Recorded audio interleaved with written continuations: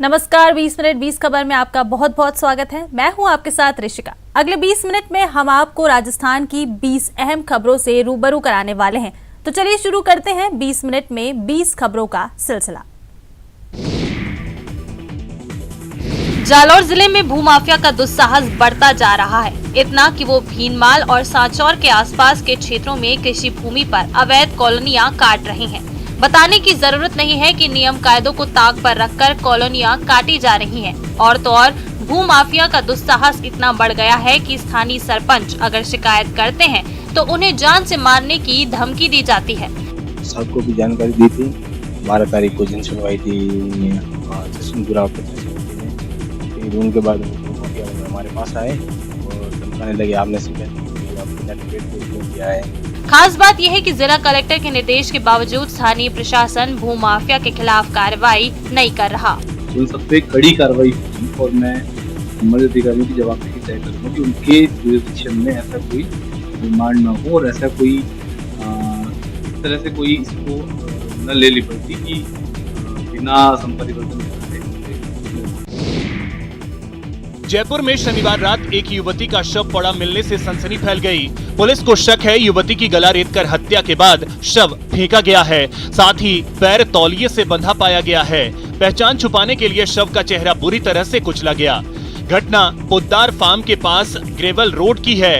FSL team की मदद से मौके से सबूत जुटाए गए। मृतका की पहचान नहीं होने पर शव को एसएमएस हॉस्पिटल की मॉर्चरी में रखवाया गया है।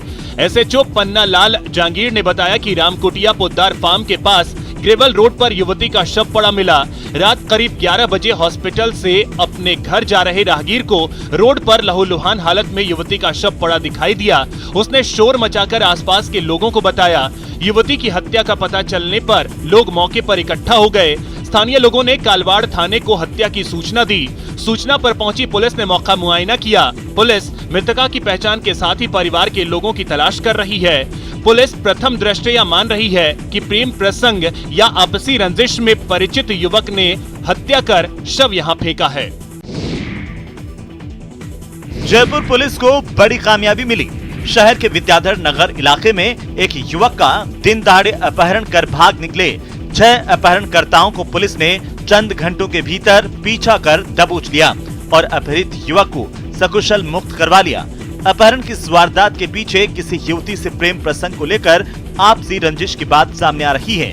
बदमाशों ने पुलिस को गच्चा देने के लिए अपनी कार की नंबर प्लेट भी बदल ली, लेकिन राहगीरों से मिली अपहरण की सूचना के बाद तुरंत एक्शन में आई विद्याधर नगर थाना पुलिस ने सीसीटीवी फुटेज और साइबर सेल की मदद से लोकेशन ट्रेस कर बदमाशों का पीछा किया।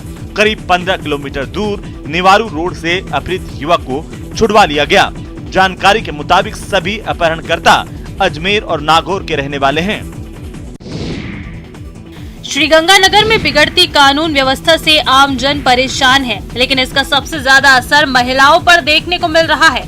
कोरोना के संक्रमण काल के बाद जैसे ही परिस्थितियां अनलॉक हुई, महिला अपराधों में भी इजाफा दिखने लगा। हालत ये है कि एक बार फिर महिलाएं जरूरी ना होने पर घर से निकलना बंद कर रही हैं। चेन स्नैचिंग, छेड़छाड़, छीना झपटी और ईव टीजिंग के मामले लगातार बढ़ रहे हैं। बिल्कुल डर है, क्योंकि मुझे लगता है कि पुलिस दुरुस्त है भी, लेकिन एक डर जो हमें लगता है कि वर्दी से इंसान डरता है, वो डर नहीं है। क्योंकि अगर वो डर होगा ना, उस दिन ये सब खत्म हो जाएगा। अब हम भी निकलते हैं तो हमें डर लगता है, चेन स्नैचिंग का भी डर लगता है, छेड़छाड़ का भी डर लगता है। और तो चलो ये चीज़ तो बाहर निकलने की है, मुझे लगता है कि हम घर बैठे भी दुरुस्त नहीं है। उसके बाद जब लड़की ग्रो करती है, शादी करती है, तो यही माहौल उसको वहाँ मिलता है कि बहू दब के रहेगी और लड़का आगे आएगा। तो बहू लड़की जो है वो उसे जो बचपन से उसको सिखाते आए हैं कि तुम लड़की हो, लड़का आगे आएगा, भाई आगे आएगा, तुम आगे नहीं आओगे। ये प्रेशर उसके बैक ऑफ माइंड में हमेशा रहता है। पानी की किल्लत झेल रहे लोगों का सब्र आखिरकार जवाब दे गया। तस्वीरें राजधानी जयपुर की हैं, जहां लोगों ने रास्ता रोककर मटका फोड़ प्रदर्शन किया और सरकार के खिलाफ जमकर नारेबाजी की। यहाँ पर आए लोगों का कहना था कि लंबे अरसे से उनके घर पानी नहीं आ रहा है, लिहाजा पानी के लिए उन्हें हर महीने 3 से 4 हजार रुपए खर्च करने पड़ रहे हैं। पानी की समस्या को लेकर उन्होंने इस महीने 3 बार प्रदर्शन किया, लेकिन फिर भी बात नहीं बनी। राजधानी जयपुर में पेयजल की किल्लत का क्या हाल है, यहाँ लोगों की बेचैनी देख करके आप समझ सकते हैं। क्या परेशानी है आपको? गुलाब देवी बीसलपुर का पानी की ये तो 2 बात हुई, गुलाब देवी और बीसलपुर का पानी। परेशानी क्या है? परेशानी गुलाब देवी आपका नाम है, बीसलपुर का आपका पानी चाहिए। पानी की परेशानी तो पानी की परेशानी है ही नहीं, मंगाना पड़ता है। 700-2400 मतलब यानी 1400 और 2800 रूपए, 3000 रूपए महीना पानी का खर्चा आते हैं हमारे। आपके कितने आते हैं? हमारे 5 टैंकर आते हैं। क्या करते हैं आप? हम तो बस हाउसवाइफ हैं और हाउसवाइफ हैं। बिल्कुल पानी बहुत महंगा पड़ रहा है और पानी की कितनी समस्या देखिए, बच्चे बुजुर्ग महिलाएं सभी से इस मुहिम में आगे आई हैं क्योंकि पानी की बहुत बड़ी समस्या है। भीषण गर्मी में पेयजल की समस्या आती ही है। शायद ही कोई दिन गुजरता होगा जब पानी की किल्लत झेल रहे लोग सड़क जाम ना करते हों, जलदाय विभाग के सामने प्रदर्शन नहीं करते हों। लेकिन करौली में जो हो रहा है वो बेहद परेशान करने वाला है। जी हाँ, करौली के बाशिंदों की प्यास बुझाने के लिए लगाए गए नलकूप हाफ रहे हैं। पानी की मांग तो लगातार बढ़ती जा रही है, लेकिन जलदाय विभाग का जल तंत्र अभी तक विकसित नहीं हो पाया है। यही कारण है कि मांग के मुकाबले रोज करीब 54 लाख लीटर पानी का टोटा पड़ रहा है, जहां शहर वासियों को 146 लाख लीटर की पानी की रोज दरकार है। वहीं पीएचडी के नलकूपों से सिर्फ 92 लाख लीटर पानी ही निकल पा रहा है। पानी का ये बड़ा फासला भीषण गर्मी के दौर में आमजन पर भारी पड़ रहा है। सबसे बड़ी बात कि जन स्वास्थ्य अभियांत्रिकी विभाग के अधिकारी भी बेबस नजर आते हैं। शहरी जल योजना करौली पर लगभग 46 ट्यूबवेल है। इन 46 ट्यूबवेल में जो समर्सिबल पंप सेट लगे हुए हैं, उनकी एफिशिएंसी, उनकी उत्पादन क्षमता कम होने की वजह से पानी का जो उत्पादन है वो कम हो रहा है। हाड़ौती अंचल नौतपा के ताप से खूब तप रहा है। बेतहाशा गर्मी ने लोगों के पसीने छुड़ा रखे हैं, लेकिन इस तेज गर्मी के बीच बेजुबान अपने ही तरीके से गर्मी को मात दे रहे हैं। दरअसल तपती जलती भीषण गर्मी लोगों के लिए मुसीबत का सबब बनी हुई है। कोटा शहर का तापमान लगभग 44 डिग्री बना हुआ है। ऐसे में इंसान ही नहीं, बेजुबान भी गर्मी से परेशान हैं। लेकिन बंदर इस गर्मी से अनोखे तरीके से ही निपट रहे हैं। नजारा कोटा के सीवी गार्डन का है। तस्वीरों में आप देख सकते हैं कैसे ये बंदर शीतलता तलाशते दिख रहे हैं। जिस तरह इंसानों को इस गर्मी में हर 20 मिनट में गला सूखने की वजह से पानी की जरूरत महसूस होती है, उसी प्रकार ये बेजुबान भी अपनी प्यास बुझाने में लगे हैं।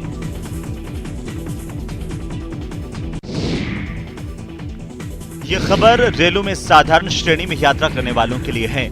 अगर आप बिना रिजर्वेशन के जनरल बोगी में यात्रा कर रहे हैं और आपकी जेब में कैश नहीं है, तो आपको फोन से पेमेंट करने की सुविधा मिलेगी। जयपुर जंक्शन पर लगी सभी ऑटोमेटिक टिकट वेंडिंग मशीनों में अब क्यूआर कोड की सुविधा भी उपलब्ध है। बस आपको अपना फोन मशीन पर स्कैन करना है और टिकट आपके हाथ में है कि अब ऑटोमेटिक टिकट वेंडिंग मशीन में यात्री क्यूआर कोड को स्कैन करके अपना डिजिटल भुगतान कर सकते हैं और जो अपना मासिक पास है या कोई टिकट लेना चाहते हैं वो डिजिटल के माध्यम से ही ले सकते हैं। पीएम मोदी ने देश को पूरी तरह से डिजिटलाइज करने का सपना देखा है और इसी का नतीजा है कि अब हर सरकारी क्षेत्र में तेजी से डिजिटल पेमेंट मोड की रफ्तार बढ़ रही है। अब रेलवे भी इस सपने को साकार करने में लगा है। फिलहाल जयपुर जंक्शन से इसकी शुरुआत हुई है, लेकिन आने वाले समय में उत्तर पश्चिम रेलवे के तहत आने वाले सभी रेलवे स्टेशनों पर ये नवाचार शुरू होने वाला है। इससे पहले इन वेंडिंग मशीन के ऊपर टिकट के पैसे देने पड़ते थे, लेकिन अब क्यूआर कोड लगाने से यात्रियों को इसका अच्छा खासा फायदा मिल रहा है और वो स्कैन करके भी अपनी टिकट को ले पा रहे हैं। फिलहाल जयपुर जंक्शन के ऊपर ये व्यवस्था की गई है। आने वाले समय में सभी जो एनडब्ल्यूआर के जंक्शंस हैं उनके ऊपर इस तरीके के इंतजाम किए जाएंगे। जमीन पर सूखे पड़े टूटी दीवार के बीच गायों की दौड़ और बियावान सा मंजर यकीन करना मुश्किल है ना। तस्वीरें उस विद्यालय की हैं जिसकी मिसाल दी जाती है। जी हाँ, जो विद्या का मंदिर कभी चंपा चमेली और रातरानी जैसे पेड़ पौधों की खुशबू से महका करता था, वो आजकल असामाजिक तत्वों का अड्डा बना हुआ है। तस्वीरें कोटा की हैं। महावीर नगर स्थित राजकीय उच्च माध्यमिक विद्यालय को शिक्षक प्रकाश जायसवाल ने अपने सहयोगियों, छात्र छात्राओं और भामाशाहों के साथ मिलकर संवारा था, लेकिन स्कूल की दीवार क्या गिरी। स्कूल परिसर बदमाशों की सैरगाह बन गया, जुआरियों का अड्डा बन गया, जिसके कारण सभी अपनी मेहनत को बेकार होते देखने को मजबूर हो गए। स्कूल प्रधानाचार्य ममता चौधरी ने बताया कि शिक्षक प्रकाश जायसवाल ने वर्ष 2006 से स्कूल में नवाचार करते हुए विद्यालय को नया रूप देने का निश्चय किया, जिसके बाद आर्थिक आवश्यकताओं को देखते हुए भामाशाहों से मिलकर स्कूल को संवारना शुरू किया गया। स्कूल में किचन गार्डन, फुलवारी गार्डन, सिटिंग अरेंजमेंट, झूले विकसित किए गए। सजे संवरे और आधुनिक तरीके से विकसित स्कूल को देखने के लिए बड़े अधिकारी भी आने लगे। 12 जुलाई 2021 को स्कूल के पीछे की करीब 200 फीट लंबी जर्जर दीवार टूटने से सारी मेहनत पर पानी फिर गया। सरकार लगातार समर्थन मूल्य पर विभिन्न फसलों की खरीद कर किसानों को आर्थिक संबल देने और उनकी उपज का सही मूल्य प्रदान करने की दिशा में काम कर रही है, लेकिन निचले स्तर पर किसानों को तमाम परेशानियों का सामना करना पड़ रहा है। मामला चित्तौड़गढ़ जिले के राशमी उपखंड मुख्यालय पर स्थित चना तोल केंद्र का है, जहां समर्थन मूल्य पर अपना चना बेचने के लिए 1320 किसानों ने पंजीयन करवाया, लेकिन अब तक सिर्फ 357 किसानों का तौल हुआ है। मिली जानकारी के मुताबिक राजफेड ने तौल मशीन के पूरे इंतजाम नहीं किए हैं। हालात यह है कि तुलाई के लिए किसानों को 3-3 दिन तक इंतजार करना पड़ता है। ऐसे में किराए के ट्रैक्टर लेकर आने वाले किसानों को अधिक किराया देना पड़ रहा है। वहीं किसानों के लिए पेयजल और छाया तक की सुविधा उपलब्ध नहीं करवाई गई है। यहाँ चना केंद्र के ऊपर तौल की कोई व्यवस्था बराबर नहीं है। काश्तकारों को पीने के पानी की भी व्यवस्था नहीं है और तौल के 2 कांटे और बढ़ाए जाए ताकि लोगों को, काश्तकारों को सुविधा मिल सके।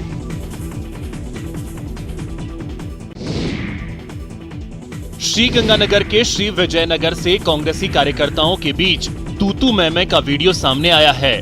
बताया जा रहा है कि कांग्रेस में इन दिनों ब्लॉक स्तर पर संगठन चुनाव को लेकर कवायद चल रही है। इसी को लेकर श्री गंगानगर जिले के श्री विजयनगर में कांग्रेस के ब्लॉक रिटर्निंग ऑफिसर और हनुमानगढ़ नगर पालिका के पार्षद गुरदीप सिंह कार्यकर्ताओं की बैठक ले रहे थे कि तभी कांग्रेस पार्टी के मनोनीत पार्षद राजाराम पूनिया और कार्यकर्ता आत्माराम लेघा आपस में झगड़ने लगे। दोनों ही पक्षों के बीच block returning officer Gurdeep Singh की मौजूदगी में जमकर तू मैं हुई। बैठक में कांग्रेसी कार्यकर्ताओं के बीच हुई तू मैं का वीडियो अब सामने आया है, जो इस समय जमकर वायरल हो रहा है। कार्यकर्ताओं में थोड़ी नाराजगी तो रहती है और नाराजगी उनकी दूर करने का प्रयास किया, उनको बिठाया, बातचीत की उनसे। कुछ लोग होते हैं जो नाराज होते हैं, जिनका कई बार व्यक्तिगत काम नहीं होता, तो वो लोग अपना यहाँ आके फिर वो बताते हैं। अब ठीक है, उन्होंने निर्दलीय चुनाव लड़ा है तो थोड़ा सा कार्यकर्ताओं को लगा कि यहाँ पे कांग्रेस पार्टी के सामने लड़ा है, तो थोड़ा सा गुस्सा जाहिर किया था उन्होंने।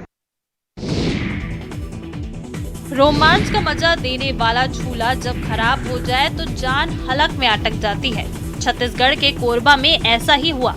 बुधवारी बाजार में लगे डिज्नीलैंड मेले में उस वक्त अफरा तफरी मच गई जब रेंजर झूला बेकाबू होकर तेज रफ्तार में चलने लगा। अचानक आई खराबी की वजह से झूला 45 फीट ऊपर लटक गया, जिससे उसमें बैठे लोग उल्टे आसमान में लटके रहे। मिली जानकारी के मुताबिक कोरोना काल की वजह से पिछले 2 साल से मेला नहीं लग रहा था। इस बार करीब 25 दिन पहले डिज्नीलैंड के नाम से मेला संचालित हो रहा था। यहाँ बच्चों के लिए कई रोमांचकारी झूले भी लगे थे। शनिवार रात करीब 8 बजे रेंजर झूले में बैठे करीब 25 लोगों का कलेजा मुंह को आ गया। दरअसल निर्धारित डिग्री में घूमने वाला ये झूला बेकाबू हो गया। तेज गति में चलते हुए तार टूट जाने की वजह से झूला आसमान में अटक गया। बताया जा रहा है कि झूले में बैठने वालों के हाथ पैर बंधे होते हैं और सुरक्षा की दृष्टि से रॉड भी लगा रहता है। करीब 15 मिनट तक झूला ऊपर लटका रहा और लोगों की सांसें अटकी रहीं। किसी तरह झूले का सिस्टम ठीक किया गया तो वो नीचे पहुंचा। देश में जहां धार्मिक मुद्दों को लेकर हिंदू और मुस्लिम समुदाय में आए दिन तनाव की खबरें आ रही हैं, वहीं राजस्थान के बूंदी जिले में धार्मिक सौहार्द की अनूठी मिसाल सामने आई। बूंदी जिले की धार्मिक नगरी केशवराय पाटन में हाजी मुन्ना अब्बासी नियमित रूप से हिंदुओं की आराध्य देवी शीतला माता मंदिर की सफाई करते हैं, उन्हें स्नान कराते हैं। हाजी मुन्ना ने ये काम कोई अभी शुरू नहीं किया है, बल्कि वो पिछले 50 वर्ष से शीतला माता मंदिर की साफ सफाई करते हैं। हाजी मुन्ना नमाज के बाद नियमित रूप से शीतला माता मंदिर पहुंचकर वहां मंदिर की सफाई करते हैं। शीतला माता को नियमित रूप से स्नान करवाने वाले 80 वर्षीय हाजी मुन्ना अब्बासी भगवान केशव की नगरी केशव राय पाटन नगर पालिका के सेवानिवृत्त कर्मचारी हैं। बीते 50 वर्ष से वो शीतला माता की सेवा में जुटे हैं। वो नियमित रूप से अपने पोते के साथ बाइक पर बैठकर मंदिर आते हैं। करता हूँ मैं 7 बजे 8 बजे आ जाता हूँ, तो 10-11 बजे तक 12 बजे तक रहता हूँ। पट बंद हो जाते हैं, चल जाते हैं। कोई माँ बहन है, आदमी पुरुष जो भी है वो मुझे पैसे देते हैं और उनसे कोई 20 रुपये देता है, कोई 10 रुपये देता है। तो माता जी को नहलाते हो? शीतला माता को नहलाता हूँ। तो कितने सालों से कर रहे हो आप? आमतौर पर सड़क या रास्ते के किनारे पड़ी लकड़ी को बेकार समझकर या तो ईंधन के लिए इस्तेमाल कर लिया जाता है या फिर वहां से उठाकर कहीं और फेंक दिया जाता है। लेकिन बेकार लकड़ी पर हिमाचल के सोलन के रहने वाले राजेश ने ऐसी दस्तकारी की है कि पूछिए मत। ओछघाट पंचायत के गधोग गांव के राजेश ने अपने पैशन को पेशा बना लिया। ग्रामीणों के साथ मिलकर इसे कमाई का जरिया बना दिया। इसमें मुख्यमंत्री ग्राम कौशल योजना उनकी मददगार बनी। उन्होंने अपनी कारीगरी से ऐसे उत्पाद तैयार किए हैं कि देखने वालों को अपनी आंखों पर भरोसा नहीं होता। जिस लकड़ी की खराब हालत को देखते हुए कोई कल्पना भी नहीं कर सकता था, वो अब कला का बेशकीमती नमूना हो गई है। राजेश पहले अपने शौक के लिए लकड़ियों पर दस्तकारी करते थे, लेकिन अब उन्होंने इसे ही रोजगार बना लिया है और ग्रामीणों को भी इससे जोड़ा है। ग्राम कौशल योजना के अंतर्गत जो ये कार्यक्रम चलाया, इसके अंतर्गत हमें कुछ नया काम करने का मौका मिला, जिससे मैं 5 लोगों को ट्रेन कर रहा हूँ। तो हमने काफी चीजें बनाई है। छत्तीसगढ़ के जशपुर शहर के हृदय में स्थित है वृक्ष गंगा। दरअसल इसका नाम वृक्ष गंगा इसलिए पड़ा क्योंकि इस जगह पर सैकड़ों साल पुराना एक विशाल पीपल का पेड़ स्थित है और इस पीपल के पेड़ की जड़ से तेज धार में पानी 12 महीने 24 घंटे निकलता है। और काफी उस स्थान को लेकर के की वदंतियां हैं। कहा यह जाता है कि उसमें जो एक बड़ा कुंड बना हुआ है, उसी कुंड से तालाब में पानी भरता है और उस कुंड में एक विशाल मछली है जिसके नथ सोने के नथ जिसको पहनाया गया है। कहीं कहीं कभी कभी लोगों के द्वारा उसे देखा भी गया है। लोग इसे वृक्ष गंगा कहते हैं, जो लोगों की आस्था का केंद्र है। यहाँ पीपल के पेड़ की जड़ से पानी की धार निकल रही है। इस पानी को स्थानीय लोग गंगा की तरह पवित्र मानते हैं। यहाँ सभी धार्मिक आयोजनों और शुभ कार्यों में इसी जल का प्रयोग किया जाता है। इस जल की धार से पेड़ के पास बड़ा तालाब बन गया है। कई लोग इस पानी का उपयोग पीने के लिए भी करते हैं। बताया जा रहा है कि वृक्ष गंगा के नीचे एक कुंड भी बना है और इस कुंड में एक बड़ी मछली भी है जो सोने की नथ पहनी है। बताया जाता है कि इस मछली को कई बार यहाँ के लोगों ने देखा भी है। शहर के लोगों के लिए वृक्ष गंगा आस्था का केंद्र है और बड़ी संख्या में लोग यहाँ पूजा पाठ करने के लिए आते हैं।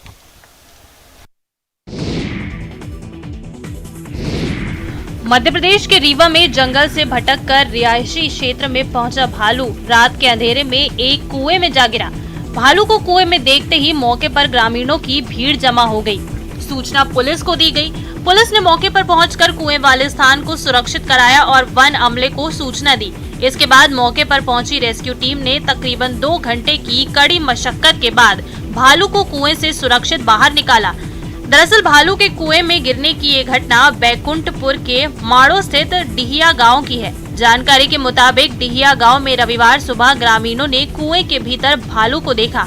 भालू कुएं से बाहर निकलने की कोशिश कर रहा था, लेकिन कुएं की गहराई ज्यादा होने के कारण वो बाहर नहीं निकल पा रहा था। इधर गांव के कुएं में भालू के गिरने की खबर फैलती है, उसे देखने वालों की भीड़ उमड़ पड़ी। यहाँ पहुंची पुलिस ने कुएं वाले स्थान को सुरक्षित कराने के बाद वन अमले को इसकी सूचना दी। बताया गया कि भालू जंगल से भटककर गांव पहुंचा था, जो रात में अंधेरा होने की वजह से कुएं में गिर गया। माना जा रहा है कि दिन के उजाले में ये भालू रिहायशी इलाकों में लोगों को नुकसान भी पहुंचा सकता था। फिलहाल भालू के पकड़े जाने के बाद लोगों ने राहत की सांस ली है। बारिश के पानी की हर बूंद को सहेज सकें, उन्हें बर्बाद न होने दें। इसी मकसद के साथ दौसा में आम लोगों के साथ साथ एसपी और कलेक्टर जैसे खास लोगों ने भी बावड़ियों और एनीकट की सफाई का काम शुरू कर दिया है। मानसून आने वाला है और जितने भी जल स्रोत हैं, बावड़ियां हैं, एनीकट हैं, उनमें ज़्यादा से ज़्यादा पानी का संग्रहण हो, इसी उद्देश्य को ध्यान में रखते हुए जिले में अधिकतर जो बावड़ी हैं उनको साफ सफाई का काम चल रहा है, एनीकट का साफ सफाई का काम चल रहा है। दौसा में भूजल करीब करीब खत्म सा हो गया है। कुछ इलाकों में 500 से 700 फीट गहराई पर पानी भी मिलता है तो वो इतना खारा है कि पीने लायक नहीं। ऐसे में सबकी नजर मॉनसून पर टिकी है। मॉनसून के दौरान बारिश के पानी के हर बूंद को जमा किया जा सके, इसके लिए हर छत जरूरी है अभियान की शुरुआत की गई है, जिसके तहत हर घर से पानी को सहेज कर बावड़ियों और एनीकट को भरने का प्लान बनाया गया है और इसकी शुरुआत किला सागर की पहाड़ी पर स्थित एनीकट की सफाई से भी हो गई है। एक सामाजिक सरोकार के रूप में जो कार्य है उसको लेते हुए इसका जो है एनीकट जो है उसको गहरा करने का कार्य कर रहे हैं।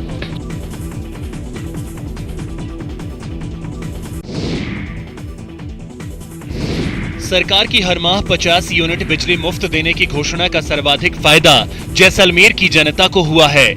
यहाँ 77.31% घरेलू बिजली उपभोक्ताओं को अब बिजली का बिल नहीं भरना पड़ेगा। जानकारी के अनुसार डिस्कॉम ने इस बार 39,472 उपभोक्ताओं की बिलिंग की है, जिसमें 30,548 उपभोक्ताओं के बिल शून्य आए हैं। वहीं प्रतिमाह 50 यूनिट बिजली उपभोग करने वाले कुल उपभोक्ता 69,479 हैं। अगले महीने 38,931 उपभोक्ताओं को बिजली का बिल नहीं भरना पड़ेगा। जानकारी के अनुसार जिले में कुल 89,868 घरेलू उपभोक्ता हैं। इसमें से केवल 22.69% लोगों को ही बिजली का बिल भरना पड़ेगा। इस माह अभी तक 39,472 उपभोक्ताओं के बिल जारी हुए हैं, जिनका कुल बिल 4,48,98,871 रुपए आया है, जिस पर सरकार ने कुल 1,70,09,124 रुपए की सब्सिडी दी है। मिडिल क्लास लोगों को मदद के लिए 50 यूनिट तक बिजली फ्री देने की घोषणा की है। तो इस बुलेटिन में इतना ही। दीजिए इजाजत। नमस्कार।